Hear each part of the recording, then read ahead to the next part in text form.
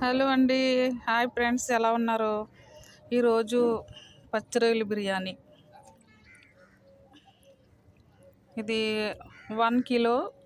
ఈ వన్ ఈ ఈ రొయ్యలు 1 కిలో మాట. 1 కిలో రొయ్యల కోసము 3 స్పూన్ పెరుగు, 3 స్పూన్లు పెరుగు, రెండు ఉల్లిపాయలు, ఒక 7 పచ్చిమిరపకాయలు, ఒక టమాటా, ఒక హాఫ్ ముక్క నిమ్మకాయ, అండ్ జింజర్ గార్లిక్ పేస్ట్, కొత్తిమీర, పుదీనాకు, పసుపు, గరం మసాలా అండ్ బిర్యానీ మసాలా, సాన్ మసాలా, బిర్యానీ మసాలా. ఎందుకంటే దీంట్లో ఆకులు చెక్కలు ఇవన్నీ వేస్తే మళ్ళీ తినేటప్పుడు అవన్నీ బాగోవు, తర్వాత గ్యాస్ట్రిక్ ప్రాబ్లం అన్నీ వస్తాయి కదా. దానికోసం నేను అవన్నీ యూజ్ చేయను. ఓన్లీ బిర్యానీ మసాలా 2 స్పూన్ వేస్తాను, అదే గరం మసాలా 2 స్పూన్ వేస్తాను, ఎల్లో పౌడర్ 1 స్పూన్, అంటే మనకు కావాల్సినంత సాల్ట్.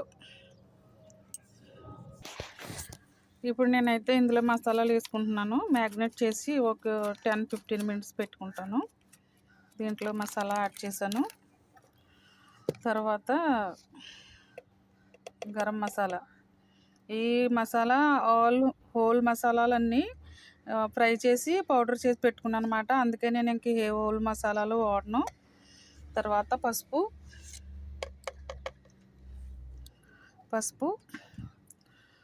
అలాగే మళ్ళీ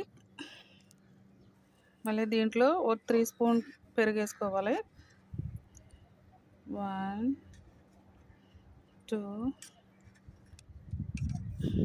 3 3 స్పూన్లు పెరుగు వేసుకున్న తర్వాత అప్పుడు ఈ నిమ్మకాయని పిండుకోవాలన్నమాట. ఇందులో తర్వాత ఎంత కావాల్సి అంత సాల్ట్ వేసుకోవాలి.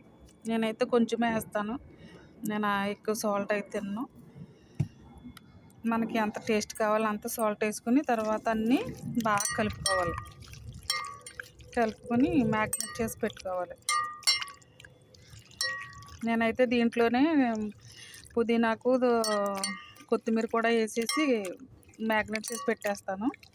చికెన్ బిర్యానీ అయినా సరే, మటన్ బిర్యానీ అయినా సరే, ఏదైనా సరే.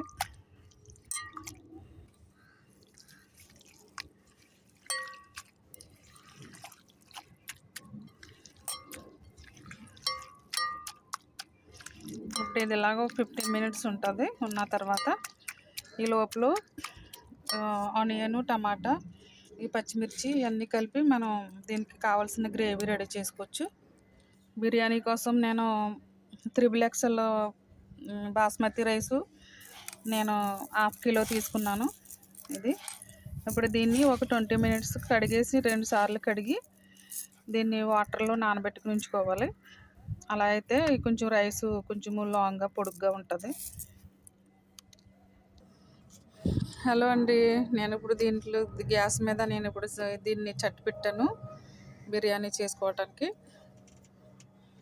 ఆల్రెడీ బిర్యానీ మసాలా మొత్తం అన్నీ కలిపేసి దీంట్లో ఉంటాయి కాబట్టి ఇంకా నేను చెక్కలు కానీ, పువ్వులు కానీ, ఈ ఆకులు కానీ అసలు ఏమీ యాడ్ చేయను. ఎందుకంటే అన్నీ ఇందులోనే మసాలాలు ఉంటాయి, అవన్నీ వేసుకో అవసరం లేదు. ఇది ఒక ప్యాకెట్ ఇది మసాలా ఉంటే సరిపోతుంది.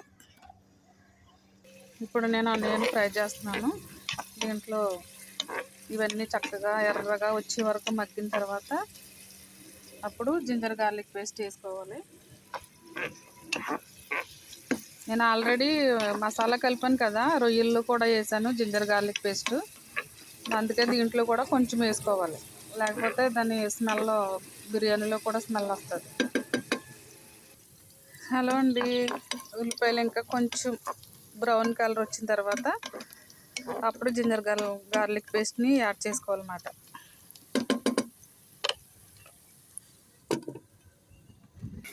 ఇప్పుడు ఉల్లిపాయలు దోరగా ఎగిపోయినాయి కదా, బ్రౌన్ కలర్ వచ్చేసినాయి కదా.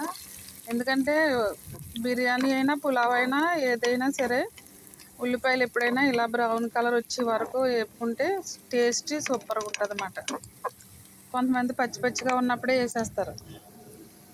ఇప్పుడు అల్లం వెల్లుల్లి పేస్ట్ వేసుకోవాలి.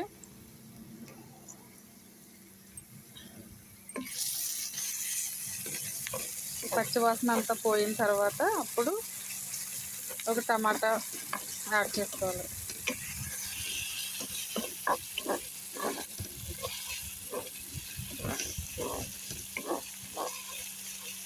హాయ్ ఫ్రెండ్స్, ఇప్పుడు నేను టమాటాలు వేసేసాను. ఇప్పుడు ఈ టమాటా కూడా కొంచెం లైట్గా మగ్గాలంటే దీంట్లో మనం కొద్దిగా సాల్ట్ వేసుకోవాలి. తొందరగా మగ్గిపోతాయి అన్నమాట. లేకపోతే ఈ టమాటా మగ్గాలంటే చాలా టైం పడుతుంది. ఇప్పుడు దీన్ని క్లోజ్ చేసి ఒక 5 మినిట్స్ ఉంచుకుంటే టమాటా బాగా మెత్తగా మగ్గిపోద్ది. పచ్చిరొయ్యలు అన్నీ వేసేసుకున్నాం ఫ్రెండ్స్. ఇప్పుడు దీంట్లో ఇది ఇలాగా ఒక 10 మినిట్స్ మగ్గాలి. 10-15 మినిట్స్ అయినా మగ్గాలి ఇలాగ. ఇందులో బాగా ఇలా మగ్గి బాగా ఉడికిన తర్వాత అప్పుడు మసాలా అంతా ఇలాగ రొయ్యలకి పట్టుకుని చక్కగా గ్రేవీలా రెడీ అయిన తర్వాత అప్పుడు మనం కడిగి పెట్టుకున్నాం కదా 20 మినిట్స్ ముందు ఆ రైస్ని ఇందులో యాడ్ చేసుకోవాలి. హలో అండి, చూడండి ఇది అలాగా చక్కగా ఉడికిపోతుంది. ఇంకొక 10 మినిట్స్ ఇలాగే ఉడికిన తర్వాత అప్పుడు మనం రైస్ వేసుకుందాము.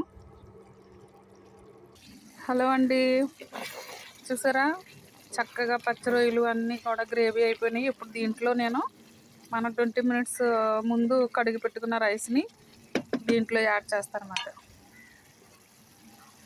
ఇలా వేసుకోవటం వల్ల దీంట్లో కొంచెం ఫ్రై అవ్వి రైస్ కొంచెం ఇరిగిపోకుండా పొడవుగా ఉంటుంది అన్నమాట. మనం ఇలా స్లోగా తిప్పుకోవాలి. ఒకసారి ఇలా కలుపుకోవాలి. గట్టిగా తిప్పామనుకో రైస్ ఇరిగిపోతుంది. ఇరిగిపోయి ఇంకా బియ్యం గింజల్లాగా జావలాగా ఉంటుంది.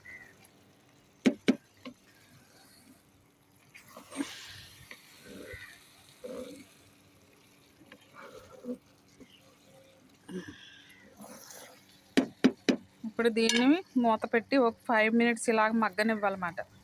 అప్పుడు రైస్ మంచి చక్కగా లాంగ్గా ఉంటుంది. రైస్ బిర్యానీ రైసు చూడటానికి చాలా పొడవుగా చక్కగా ఉంటుంది. రైస్ కూడా పొడి పొడిలాడుతూ ఉంటుంది. హలో అండి, ఇప్పుడు నేను రైస్లో వాటర్ యాడ్ చేస్తున్నాను. వాటర్ వేసిన తర్వాత అది ఆ వాటర్ నేను వేడి చేసి పెట్టుకున్నాను, గరం వాటర్. ఎందుకంటే ఇందులో కోల్డ్ వాటర్ వేయకూడదు.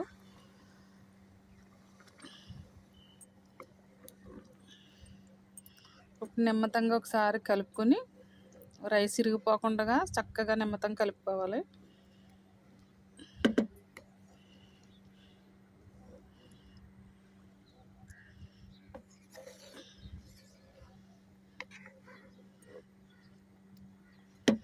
ఇప్పుడు దీన్ని హై ఫ్లేమ్లో పెట్టుకుని ఒక 5 మినిట్స్ ఉడకనిద్దాం ఇలాగా. హలో అండి, ఈ వాటర్ అయితే 50% దగ్గర అయిపోయింది. ఇప్పుడు దీనికి ఇది దమ్ పెట్టాలన్నమాట. ఇలాగే స్లోగా ఒక 20 మినిట్స్ దమ్లో స్లో గ్యాస్లో ఉడకాలి ఇది. దానికోసం నేనైతే ఇది అల్యూమినియం మాట. దీన్ని ఇలా పెట్టేసి అప్పుడు నేను దీని మీద మూత పెట్టేస్తున్నాను. మూత పెట్టేసి ఇప్పుడు నేను ఇది ఉంది కదా దీన్ని నేను గ్యాస్ కింద పెట్టి స్లో గ్యాస్ పెడతాను అన్నమాట. అప్పుడు దీని వేడికి అది బిర్యానీ చక్కగా ఉడికి పొడి పొడిలాడుతూ ఉంటుంది.